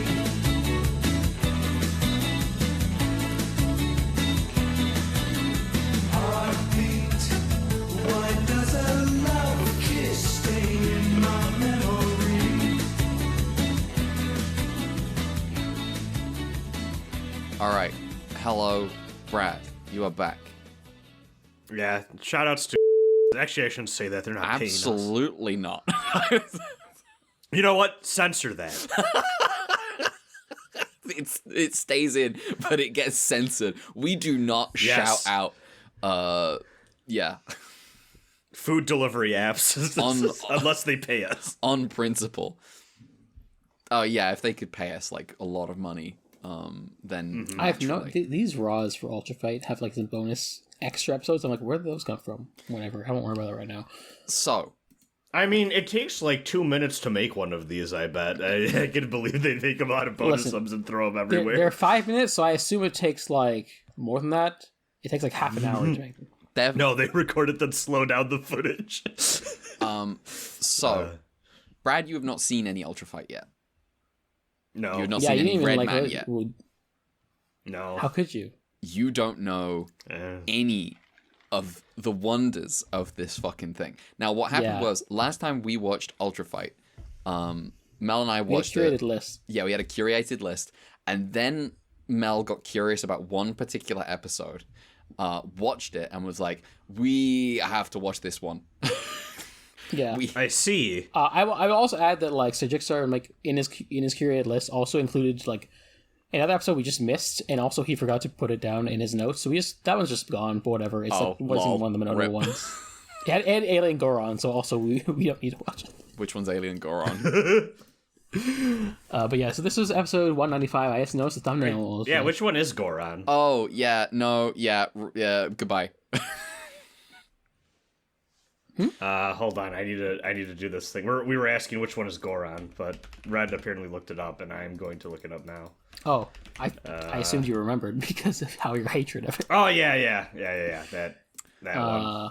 But yeah. So this Ultra Fight episode was episode 195, and it's like, yeah, I just watched it. I was like, oh, I wish I saw this. I wish we recorded the reaction to it. So now we're doing it. Okay. Yeah. So, except Brad is also here. Do you have a link? No, I'm just gonna view it. Give it to you. Okay. Can we identify what to look for anyone watching this? I guess just look up like episode 195 of Ultra Fight and see. Okay. Good luck. Okay. There is you can find What's the- Ultra what's Fight the- on the cat what's the- site. Okay. Okay. Episode let me look, 195 of Ultra Fight. Yeah. Well, what's the title of it actually? Because I don't know. I don't know. I don't have the. I don't have it. Yeah. I was speaking out loud. Oh, fuck. I never speak out loud. It's true. This is a good quality for someone who hosts a podcast. Yeah. Whatever. Good luck. I mean, if I put together last week's episode, that's what it would have sounded like. Damn. True. So do we not have a title for this? Yeah, I couldn't find it on the Ultraman wiki page or whatever. Okay. So I can probably find it on the Japanese wiki, but I'm not going to do that right now. So they can just this is Ultra Fight the viewer can 195. They can find it. You can do your best. Maybe it's on YouTube. Who can Or say? you can listen without context and it'll be funny. Yeah, just imagine it in your brain. Yeah. But if you do end up seeing it, I'm just gonna. I guess I'll give a countdown anyway. All right. Okay. 3, 2, 1, play. All right. Brad, you're in for a treat. Yeah. This familiar part to you, Red? This is familiar. The fire. The fire. The sick theme. You can hear it. Yeah, you can hear it. So. Oh, also there are no subs, Brad. Yeah, I figured. I mean, I watched one of the Red Man. I think it was the one with the logs. Excellent. You recommended it to me. So. Okay. So, I kind of know the general vibe. You don't. You haven't seen Ultra Oh, Fight. yeah, you're right. I don't. Ultraseven is having it's a stick fight, a sword fight with 5 different kaiju. Those are what are I think those are just Some of sticks. them are swords. Some of them are sticks. They're doing kendo. Yeah. Kendo with Ella King. What the fuck?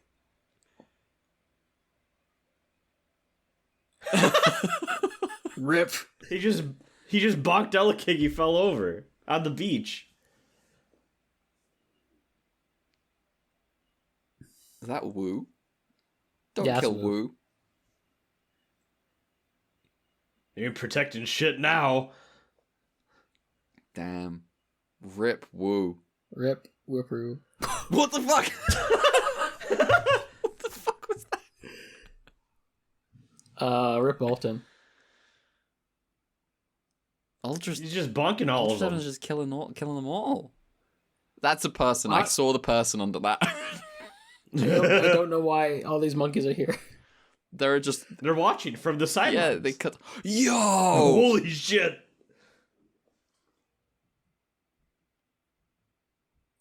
Who's the other one? I guess it's like a. Is that alien bat? Icarus? No, that's or something? Icarus. Icarus, yes.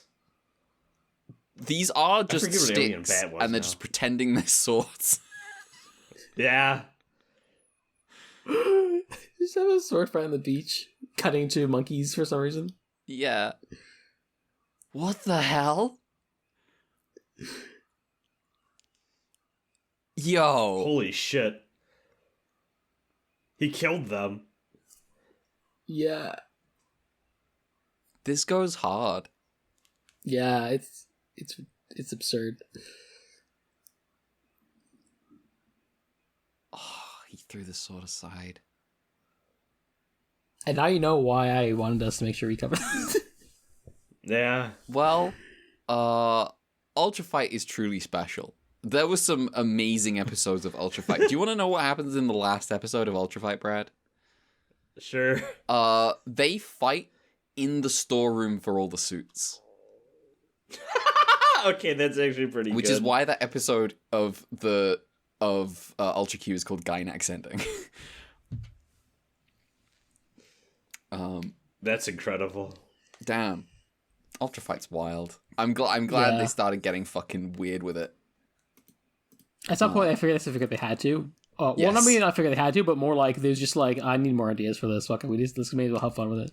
Yeah. All right. Well, that's kind of us. I think that's an episode. Yeah, All right. Yeah. I what- think we salvaged it best we could. Yeah, we did. R.I.P. Rest in peace. Requiescat in pace. To Ultra Q episode 48. This has been Ultra Q episode 48.1. If you want to follow the show on Twitter, you can do so at Ultra_Q. That is at Ultra_QUEUE. I am also on Twitter at gender_redacted. Mel. Hey, you can follow me at Twitter and Blue Sky, which is now open to everyone at Dear Crowns. Oh, yeah, it is. We got the email, ultraqpod@gmail.com. We got the fund, UltraQ Fund at the coffee. Money's nice, for me specifically. It's supposed to be for funds, for acquiring media and also subtitling media, but also I did acquire the media, so, you know, subtitling, someone please do it. Yeah. Brad. You can find me at B_invoked. That's BE_invoked. I'm live tweeting Muv Luv whenever I get to a funny thing, which I'm comfortable doing because my therapist is no longer looking at my Twitter account. My YouTube's Canopus Invoke.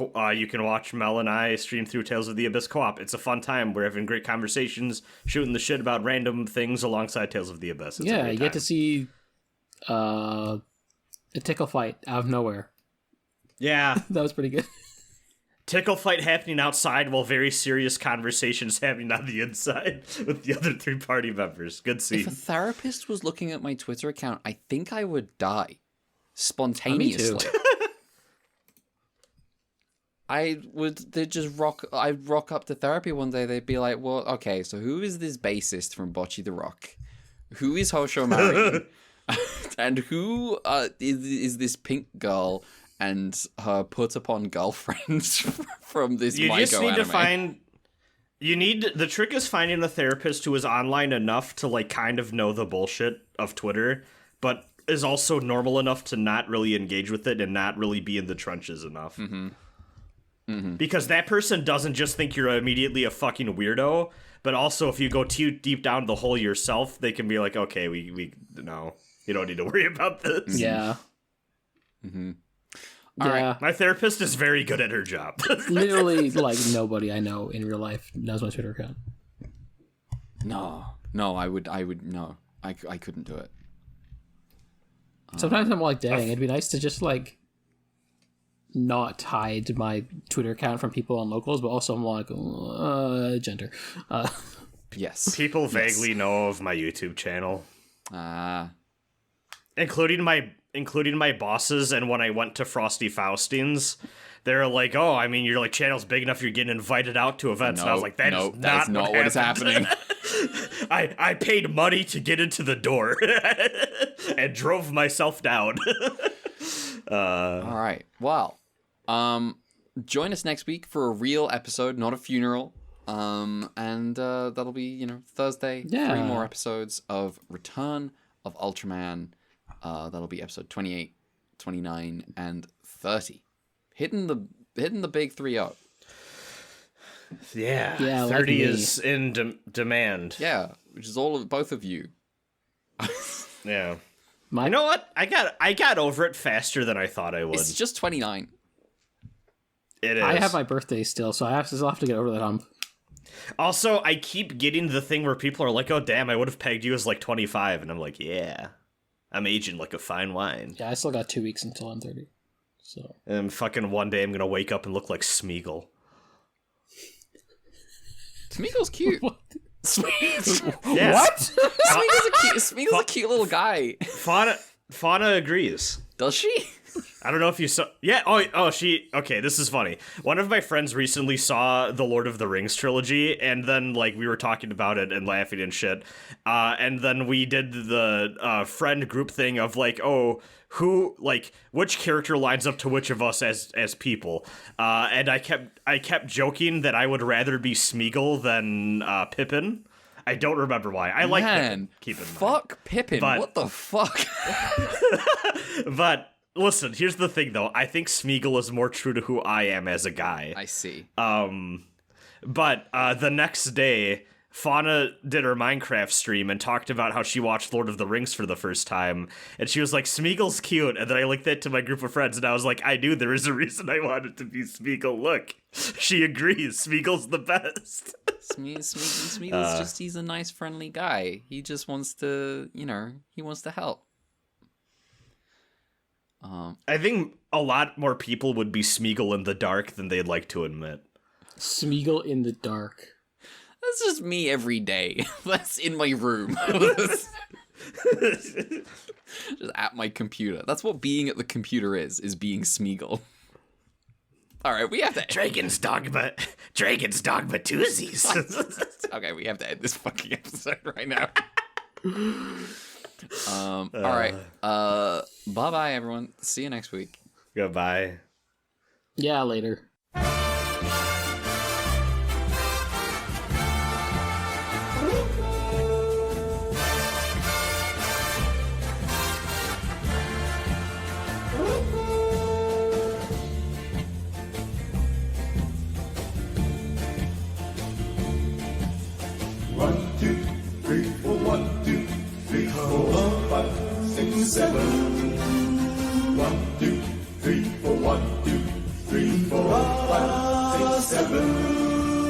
Attack the homicide fighter. 7. Ultra 7.